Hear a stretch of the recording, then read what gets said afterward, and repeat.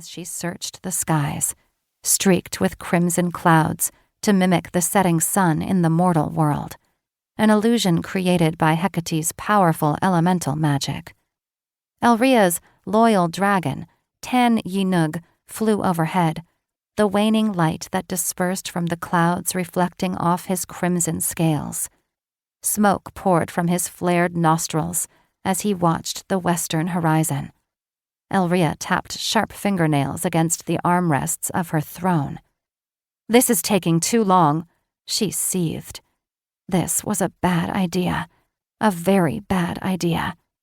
Hecate settled her hand on hers, a serene expression on her pretty face. "Calm, sister. They'll be here." And that's what Elria was worried about, for she'd had a dark premonition their sanctuary was in peril. The gargoyles, tricky demons who lived in inhospitable territory far from their thriving kingdom, had requested a trade meeting. Elria knew the brutal demons had nothing to trade except deception and war. But she and her sister had had a difference of opinion, and the priestesses had sided with Hecate by a narrow margin. Compelled to follow her own laws, Elria had reluctantly agreed to this meeting, a ball of flame igniting in her stomach while waiting for the deceptive demons to show. Helios, Elria's oldest son, whose features favored hers with silvery skin, golden eyes, spiked horns jutting from his skull, and long, dark hair, pointed at a thin black line that formed in the sky. "There they are." Elria cast Hecate a wary look. "I have a bad feeling about this, sister." Hecate sat up in her seat, clasping her hands to her heart. "Think what it would mean to our people if we can secure peace and open trade with the gargoyles." They didn't need to form a truce with the gargoyles over a few skirmishes that always ended badly for the tricky demons. What they needed to do was obliterate the gargoyles, for Elria suspected no good would come of this truce.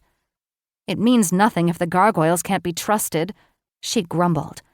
Hecate frowned, brushing dust off her silk sleeve. "They wouldn't dare risk our wrath." Elria's gaze fixed on that growing black line. She could clearly make out the creature's flapping wings. They flew much slower than her dragon, their wings beating against the air in an erratic rhythm, like they were injured butterflies. Yet, despite their clumsy manners, they had sharp instincts and were dangerously clever. "It's folly to underestimate them." "One meeting," Hecate pleaded, plastering on a smile that appeared forced. "That's all I ask." Elria shook her head. "We should be focusing on my ominous premonition." Instead, they were letting the gargoyles distract them. A lead weight sank to her gut. What if this distraction was intentional? She wouldn't put it past the gargoyles. Even more reason to be vigilant. Her sister patted her hand like a mother soothing a child. "Until you have a more solid understanding of this threat, there's nothing we can do." Elria bristled at the condescension in her sister's tone, but said nothing as she waited for the flying demons to arrive. The black line finally converged into an ink blot in the sky. Tan Yinug flew above her, roaring out a breath of fire when that mass moved as one toward the battlements. Elria had to shield her ears when the creatures let out shrill cries, jarring shoulders as they flew backward. Then, 3 gargoyles broke free from the pack.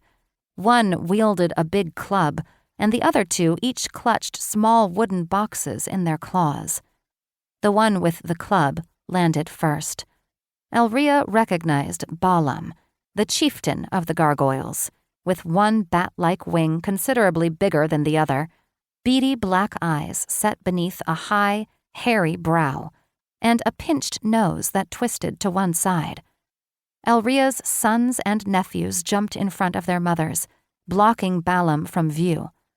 The 4 alphas had shifted into large protectors with ebony fur, glowing red eyes, wicked horns curling out of their skulls, and long tusks that descended from their mouths, and the betas and gammas were massive black wolves with demonic eyes like their brothers, the fur on their necks standing on